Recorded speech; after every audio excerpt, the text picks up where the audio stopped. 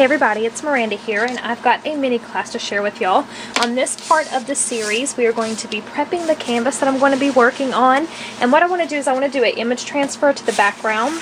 And I'm going to do that using just Mod Podge. It's a really simple, easy technique, you guys, and I really like the way it looks instead of just adhering paper onto here. You know, it just looks kind of, I don't know, just doesn't look like it's all blended and distressed the way I want it to. So what I'm going to do is I'm just going to use Mod Podge, and this is the Kaisercraft base coat paper. Really, really pretty. It's got amazing texture already on the paper, so I definitely wanted to use this one.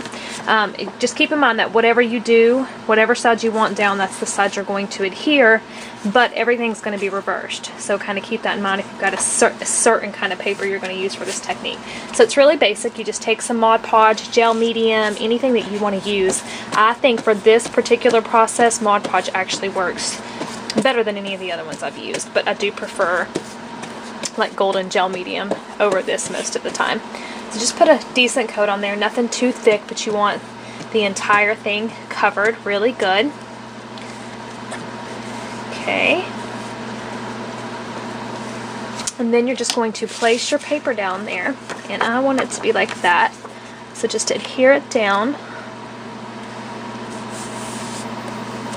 Okay, and then I just take a paper towel or something, I try not to use my finger, and just rub on top of here and get it completely sealed into that Mod Podge. So although it looks like this is going to be the paper that shows, when we get done it's going to be the back side that shows through. I'm sure a lot of you are very familiar with this technique, but it just is really fun background for this mixed media project. So you're going to let this sit until it's completely dry. I'm going to, of course, cut the camera off because it does take some time, and then as soon as I'm ready to show you the next step, I will be back.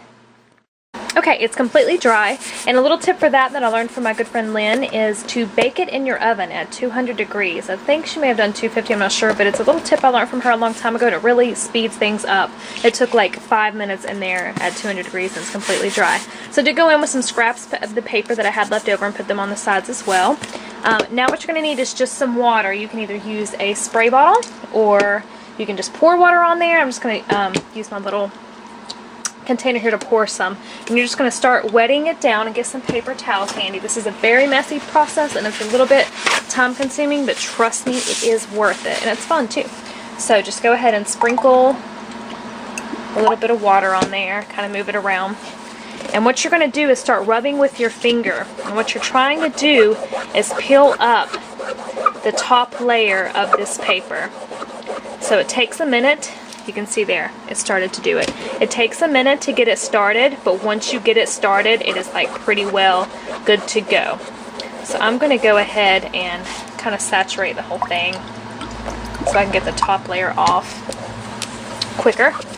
So just keep going and rubbing and rubbing and rubbing. And I'll probably speed this part up so you guys don't have to sit by as it takes forever.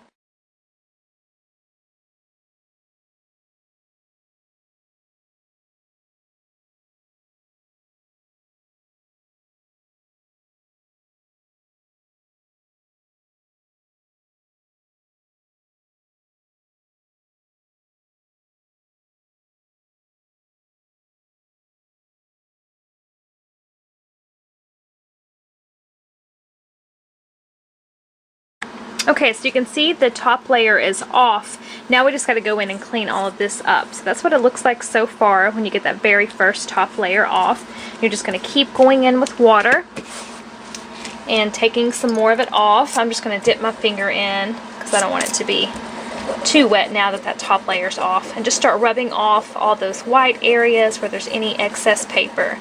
So this has taken me about 5 to 6 minutes so far. So it does take a little bit of time, but it's really worth it, y'all.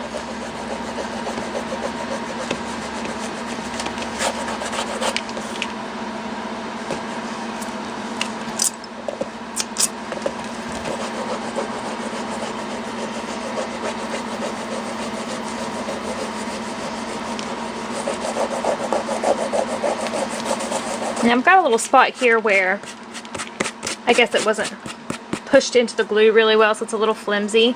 So I'll probably end up just tearing that and letting the canvas show through.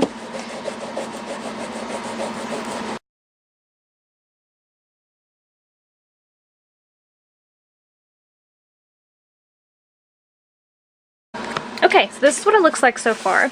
I'm going to put it in my oven again, let it heat up, and I don't know if it'll come across on camera, but you can really see the grain of the canvas now. It looks completely like it was just printed on here. I may need to do a little bit more rubbing off, and I'll show you. I'm trying to find a spot to show you what I mean.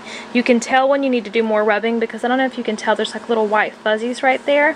That means you're not done. You know, don't rub really hard, but just keep putting water and rubbing a little bit with your finger until you don't get any more of that. And a good way to tell is to heat it up, dry it thoroughly.